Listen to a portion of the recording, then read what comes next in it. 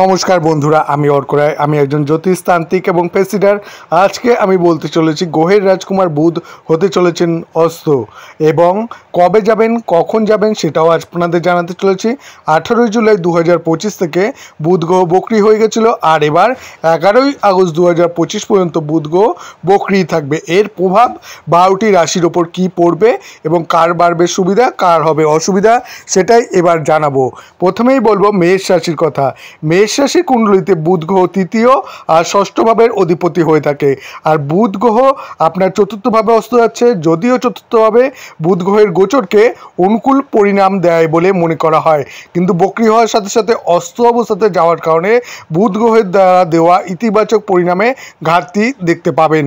ফলস্বরূপ জমি জায়গার সাথে জড়িত ব্যাপারে কিছু প্রতিকূলতা বা সমস্যা থাকতে পারে, এবং মায়ের সাথে বিশেষ করে আপনাদের বাবার সাথে সম্পর্ক কঠিন হবে এবং সম্পর্ক খারাপ হবে, এবং বাড়ির কোনো বড় যে থাকবেন গুরুজন, তাদের সাথে সম্পর্ক কিন্তু খারাপ হবে।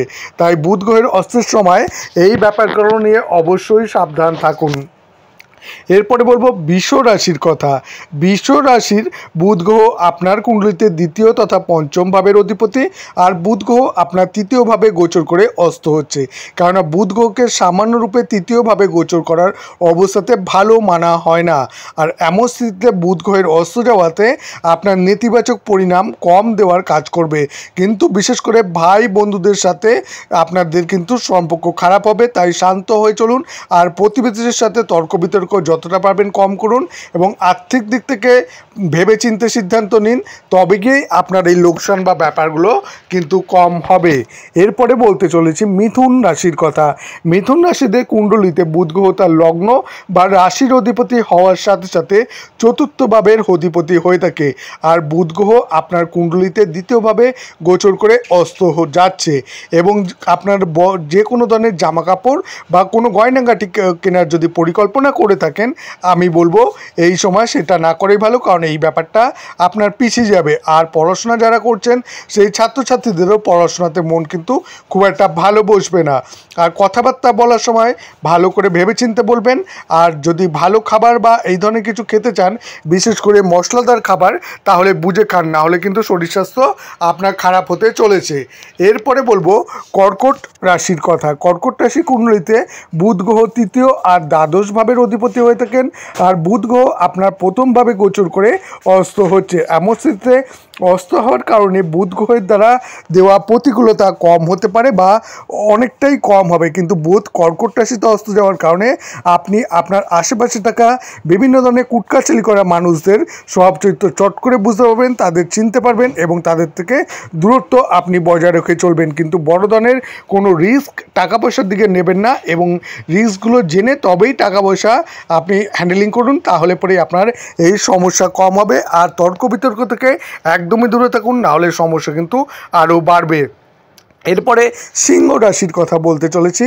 সিংহ রাশিদের জন্য বুধ দ্বিতীয় তথা লাভ ভাবের অধিপতি হয়ে থাকে, আর বুধ গ্রহ আপনার দ্বাদশভাবে গোচর করে অস্ত হচ্ছে। কেননা দ্বাদশভাবে গোচর করার স্থিতিতে বুধকে ভালো বলে মানা হয় না। ফলস্বরূপ অস্ত যাওয়ার স্থিতিতে বুধ গ্রহ তার প্রতিকূলতাকে শান্ত রাখার কাজ করবে, অর্থাৎ বুধের অস্ত যাওয়া আপনার জন্য লাভদায়ক হবে।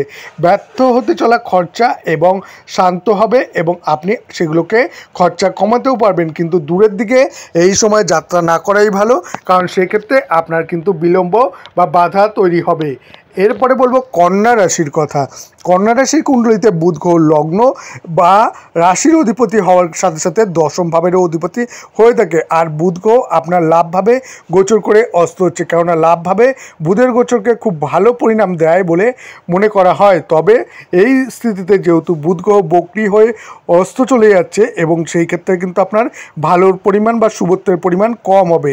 আর এই সময় আপনি কিন্তু ব্যবসাতে আপনার টাকা পয়সা রোজগারের জন্য অনেকটা ভেবেচিন্তে ইনভেস্ট করবেন, আর শরীর স্বাস্থ্যের দিকে খেয়াল রাখবেন।